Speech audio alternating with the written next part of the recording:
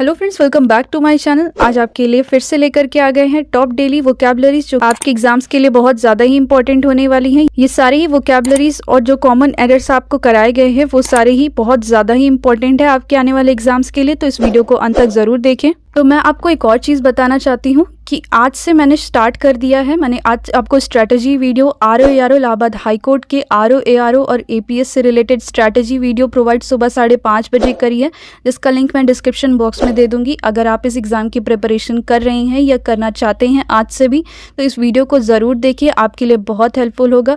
साथ ही मैं जो सीरीज़ आपकी शुरू करने जा रही हूँ, इससे रिलेटेड जो हिस्ट्री के, ज्योग्राफी के, पॉलिटी साइंस के क्वेश्चन प्रोवाइड कराऊंगी, उसका भी शेड्यूलिंग और साथ ही क्या क्या पढ़ाऊंगी वो सब मैंने आपको स्ट्रैटेजी वीडियो में पढ़ा दिया है। कल सुबह 5:30 बजे आपको हमारे ज्योग्राफी और हिस्ट्री की सीरीज मिलेगी, जो कि मैं मंडे से सैटरडे तक प्रोवाइड कराऊंगी। साथ ही संडे को आपको 50+ क्वेश्चन साइंस के होंगे और 50+ क्वेश्चन पॉलिटी के होंगे, वो संडे को आपको मैं प्रोवाइड कराऊंगी। साथ ही ये संडे को वीडियो वोकैब का नहीं आएगा, वो दोनों वीडियो आएंगे उस दिन, इसीलिए डेली 2 वीडियो जाएंगे। शाम को 5:30 बजे आपकी डेली वोकैबुलरीज जो चलती हैं वो चलेंगी। सुबह 5:30 बजे आपको हिस्ट्री और ज्योग्राफी की सीरीज़ चलेगी, मतलब मंडे जैसे हिस्ट्री आ रहा है, देन अगले दिन ज्योग्राफी आएगा, देन फिर हिस्ट्री, फिर ज्योग्राफी, इस तरह से ये पूरी सीरीज़ चलेंगी। ओके, तो एक बार जाके ज़रूर देखें, बहुत अच्छी जॉब है ये। अगर आप नहीं भी जानते हैं इस जॉब के बारे में तो आप उस वीडियो को जा करके देखें, बहुत अच्छी जॉब है ग्रुप बी की। साथ ही इस वीडियो का फ्री PDF आपको हमारे टेलीग्राम चैनल पे मिल जाएगा, जिसका लिंक मैंने आपको डिस्क्रिप्शन बॉक्स में दे दिया है। तो चलिए बात करते हैं अपने प्रीवियस रिवीजन टेस्ट पे, जिसका आंसर मैंने बताया हुआ है आपको। पहला मैंने पूछा था आपसे एम्प्टी, ठीक है, तो एम्प्टी एक अलग होता है जो कि खाली होता है, और ये एम्प्टी अलग है जिसकी स्पेलिंग है IMPEEY। ओके, तो इसका मतलब होता है सम्मान की कमी, lack of respect, religious reverence. Reverence का मतलब भी बताया था आपको, रिस्पेक्ट होता है इसका सिनोनिम। ओके, सम्मान की कमी एम्प्टी। स्टैंड डाउन ये फ्रेजल वर्ब था, इसका मतलब होता है पद त्याग करना, to resign, to withdraw as a political contest. ठीक है, पद त्याग करना इज अ स्टैंड डाउन। अब बात करते हैं आज फ्रेजल वर्ब्स पे। जो इस वीडियो में नए हैं उनको मैं ये बता दूं कि मैं इस वीडियो में 5 आपको फ्रेजल वर्ब्स पढ़ाती हूँ, साथ ही 5 आपको स्पॉट द एरर, मतलब कॉमन एरर जो आपके एग्जाम में बनते हैं ABCD बन के, वो आपको पढ़ाती हूँ। साथ ही मैं 10 वोकैब आपको, मतलब 1 वर्ड सब्सटीट्यूशन, और साथ ही जितने भी इंपॉर्टेंट वोकैब हैं उसमें कंप्लीट कराती हूँ। टोटल मैं 20 आपको ये सेट अच्छे से पढ़ाती हूँ इंग्लिश का। तो चलिए बात करते हैं आज के पहले फ्रेजल वर्ब पे, गेट बैक। गेट बैक का मतलब होता है लौटना या लौटाना, टू रिटर्न। एग्जाम्पल के बारे में बात करें, I will get back to you soon, मैं तुम्हें ये चीज़ लौटाऊंगा बहुत जल्द। ओके, तो गेट बैक मतलब होता है रिटर्न, टू रिटर्न।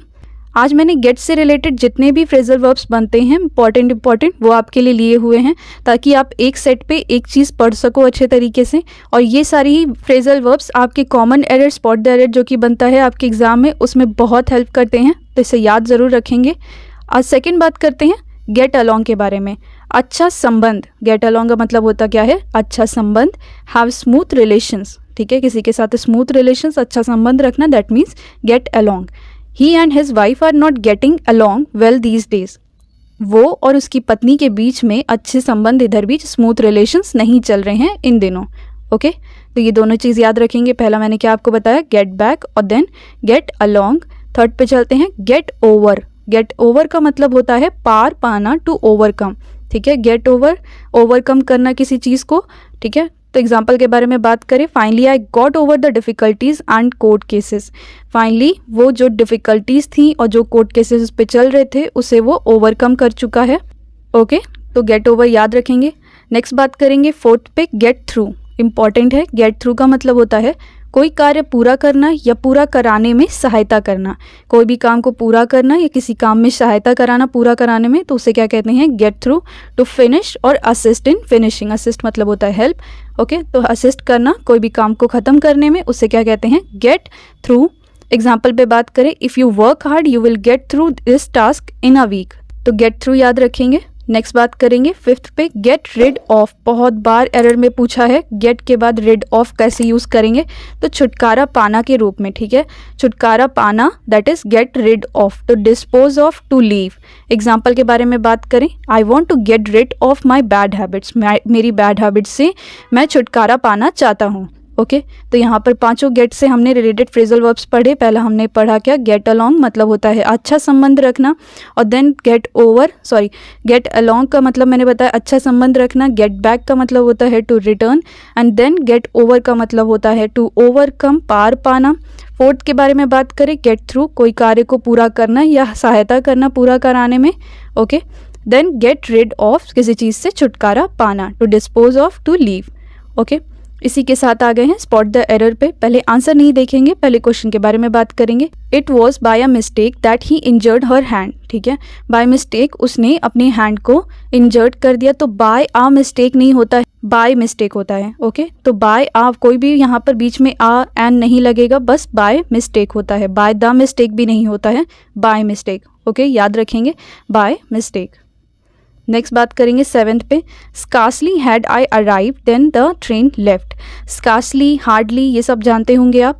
इसके बाद हमेशा सब्जेक्ट आता नहीं है, पहले आता है क्या, वर्ब आता है स्कार्सली, फिर उसके बाद जहाँ पर आता है वर्ब, फिर उसके बाद सब्जेक्ट आता है। ओके तो स्कार्सली यहाँ पर वर्ब, फिर ये सब्जेक्ट है। Had I arrive then the train left, तो यहाँ पर स्कार्सली के साथ हमेशा दैन नहीं व्हेन होता है। ओके तो व्हेन याद रखेंगे, स्कार्सली के साथ व्हेन होता है। नेक्स्ट बात करेंगे 8th के बारे में, both of them is going या नो एरर, ठीक है। तो बोथ ऑफ देम का मतलब होता है एक से अधिक, तो यहाँ पर नाइदर ऑफ का यूज़ करेंगे। बोथ हमेशा दो लोगों के लिए यूज़ होता है, और टू और मोर पर्सन के लिए क्या यूज़ करते हैं हम, नाइदर यूज़ करते हैं, ठीक है। आगे चलेंगे 9th पे, no porter being available he carried all his luggages himself.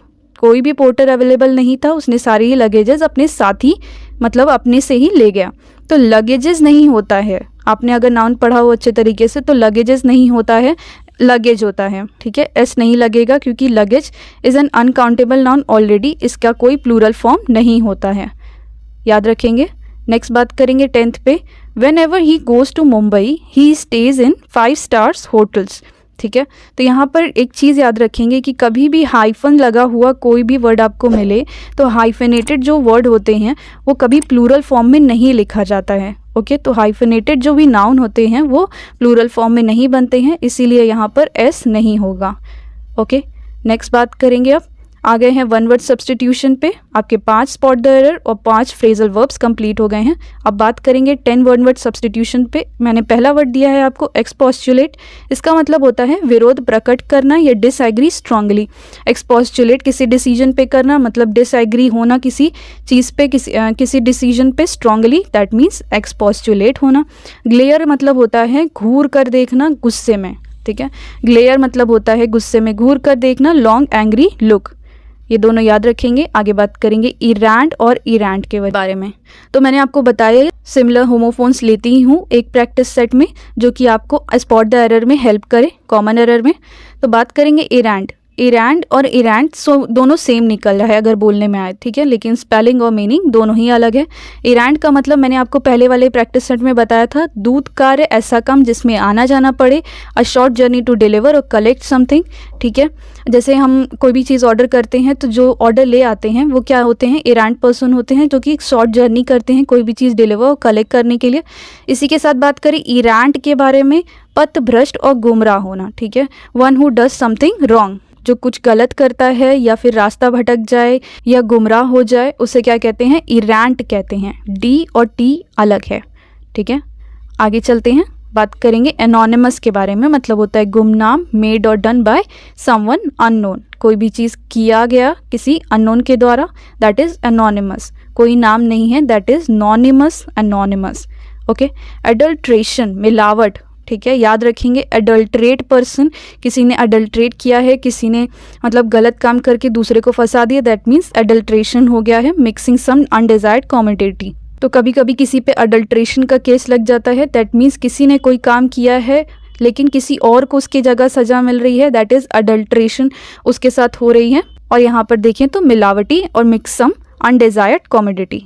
Next बात करेंगे बैफल के बारे में, चकरा देना, कंफ्यूज, बैफलिंग हो गई, मतलब बैफलिंग इस सिचुएशन में हो गई, कंफ्यूज हो गए सिचुएशन पे, दैट इज बैफल। सुआमोटो, बहुत बार जजमेंट में आपने पढ़ा होगा सुआमोटो का मतलब होता है खुद ही और ऑन इट्स ओन, खुद ही से, दैट इज सुआमोटो।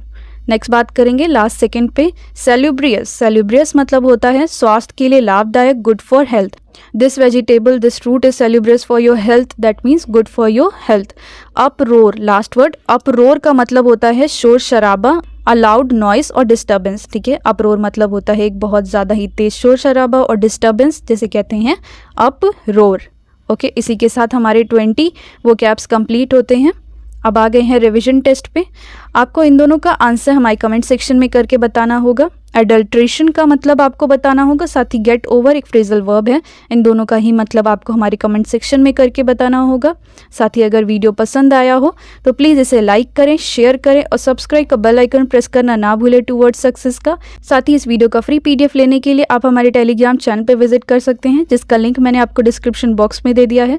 ऐसे ही इंपॉर्टेंट वीडियो देखने के लिए आप हमारे साथ बने रहें। मिलते हैं कल इंपॉर्टेंट सीरीज के साथ सुबह में 5:30 बजे RO ARO और APS से रिलेटेड हिस्ट्री और ज्योग्राफी की सीरीज लेकर के। Thank you.